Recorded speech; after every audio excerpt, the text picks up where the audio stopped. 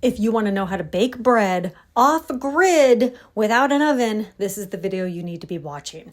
Hi friend, Morgan here. I'm going to be making a variety of bread. This very first one that I'm making is just biscuits, regular biscuits. And I'm going to put a link down below to all of the recipes that I used. I printed them out just because that's easier for me to keep track of. But so this is the very first one that I'm doing. It's just biscuits over a skillet. The thing about skillet bread is that you can do that. You can make bread over a skillet, over any fuel source. You don't need an oven. And so that's what I'm trying to prove in this video and show you that it's possible to make bread, actual bread, without an oven. Now, these biscuits, oh my goodness, they were coming out fresh, clean. Oh, they were looking golden brown. Look at them. They look gorgeous. I was kind of concerned about the thickness because I was like, oh man, they're looking done. I'm not sure if they were done. Oh no, they were done. They were delicious. Oh my gosh. Look at my expression here. Oh, it was so good. It was the best biscuits I think I've ever made. And I basically make bread exclusively in the oven. But this skillet biscuit, the best. Oh my gosh. Okay, the next one we're going to do is an actual bread with yeast on the skillet. So I was a little concerned about this. I wasn't quite sure, but I put all the ingredients together exactly like it said. This one actually said to put in milk, butter, and an egg, like a lot of bread recipes tend to have you do. And it actually came with yeast. Now, I actually store all my yeast in the freezer, so I would have yeast, pretty much all the time. But look at that bloom. It's beautiful. Okay, so you want to let it rise, and it was like 2 hours later, and I let it rise, and then you punch it down. That's always really satisfying when you make bread. Okay, and then you let it rise another 30 minutes or so. It didn't rise as much as I thought, and I needed to give it a little heat, but it did rise with that heat. I just didn't have like a warm house. My house is kind of cold. So anyway, I got the skillet ready, and I just plopped the whole thing in there, and I was kind of like, okay, let's do this. I was concerned because it's so thick, and I was using the burner that was extra hot or just a little hot, and no, it was extra hot or just hot, right? So I was using the wrong burner because it did get a little bit extra brown and toasty, but I didn't mind the kind of like darkness on the outside. It did actually bake though. Like I was pretty shocked actually. Like I kept poking it. I'm like, is it really done?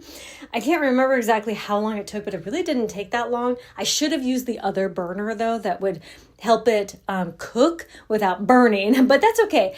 I decided to take it off and try it and to see if it was actually done on the inside. It felt good and it looked good from everything I could tell. So anyway, then I cut it open, as you can see me doing here, and look at that.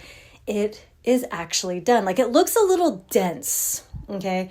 But it's done. And as you're going to see here, when I cut into it, it feels fluffy. Like it looks dense, but feels fluffy.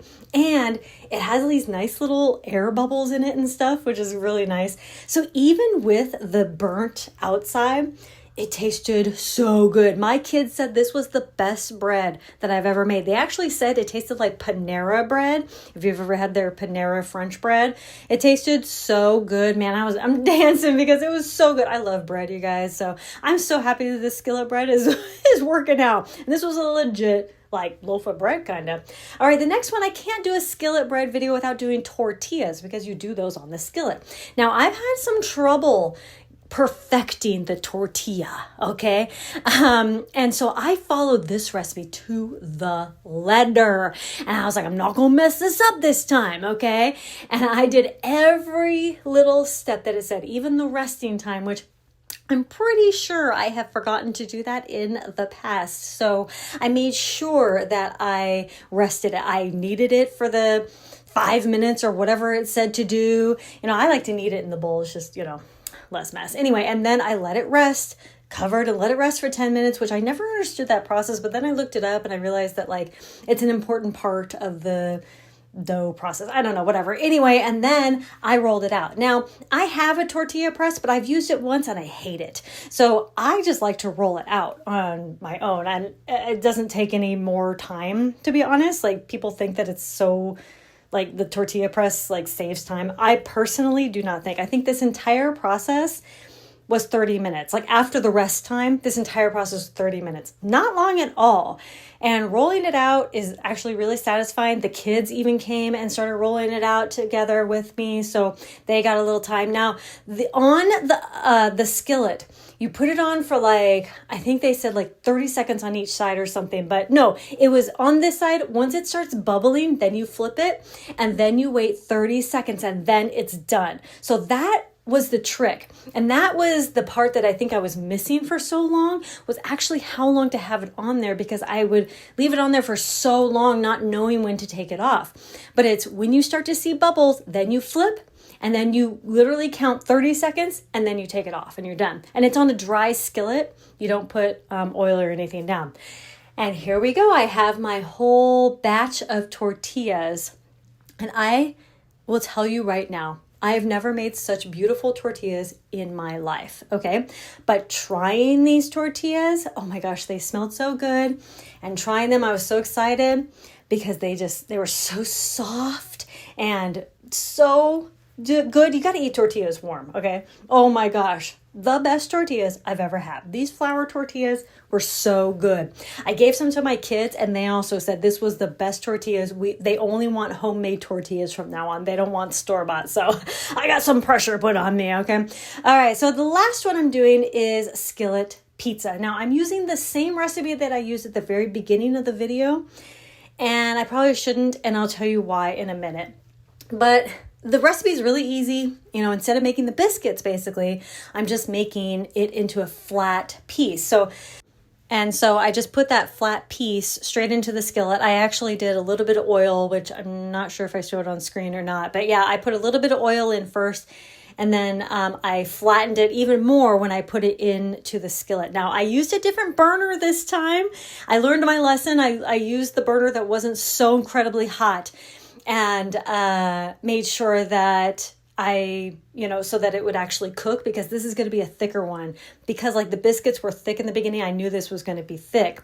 So I made just regular pizza. I used canned pasta sauce and then regular cheese, but you can use freeze-dried cheese. Just reconstitute the freeze-dried cheese. I've done that before, and then make it into, regular cheese, and then put that on the pizza. And it's really good. I've actually done that exact process before. So yeah, just do that with freeze-dried cheese. It's super easy, but I'm using fresh stuff because I have it. All right, so I let it sit there, I would say probably 15, 20 minutes. I was really scared. I was like putting it on low and then medium, and then like I kept adjusting it because I didn't want it to burn. But it didn't actually cook all the way through. But at this point, I didn't really want it to burn, so I wanted to take it off. It looks great, though. And even though I thought it wasn't cooked through, when I took it off, I actually examined it a little bit more and realized, yeah, this is cooked through.